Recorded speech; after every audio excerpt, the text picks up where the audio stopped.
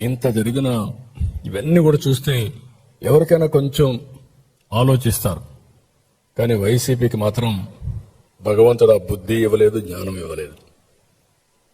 ఏ విధంగా వివరించాలో కూడా అర్థం కావడం లేదు. ఇంకా విషయాన్ని దింపుతున్నారు, అహంకారాన్ని ప్రదర్శిస్తున్నారు. అసలు పార్లమెంట్లో 2 సభల్లో చట్టబద్ధత దక్కితే తట్టుకోలేకపోతున్నారు. అందరూ దేశమంతా ఒకటై ఓటేసి అమరావతి నిలబెడితే ఇతను మాత్రం దాన్ని సహించలేక ఓరవలేకపోతున్నారు. ఇప్పుడు కొత్తగా అసెంబ్లీకి పార్లమెంటుకు ఈ హక్కే లేదంటున్నారు. ఎక్కడ కూర్చుంటే అక్కడే రాజధాని అంటారు.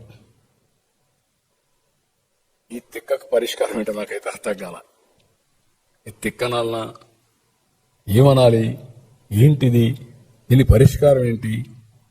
సాక్షాత్తు పార్లమెంటు ఒక చట్టాన్ని చేస్తే చట్టాన్ని అమలు చేయవలసిన రాజకీయ పార్టీలు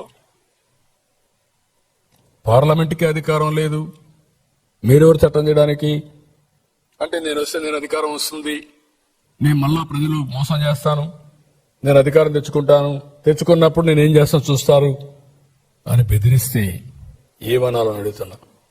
ప్లాన్ ఏ, ప్లాన్ బి,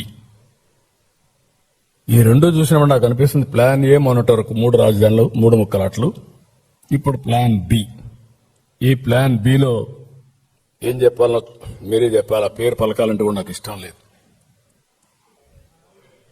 అదే చెప్తాను మావిగానే, అది చెప్పడం నాకు ఇష్టం లేదు, మరిచిపోవడం మంచిది. ఇలాంటి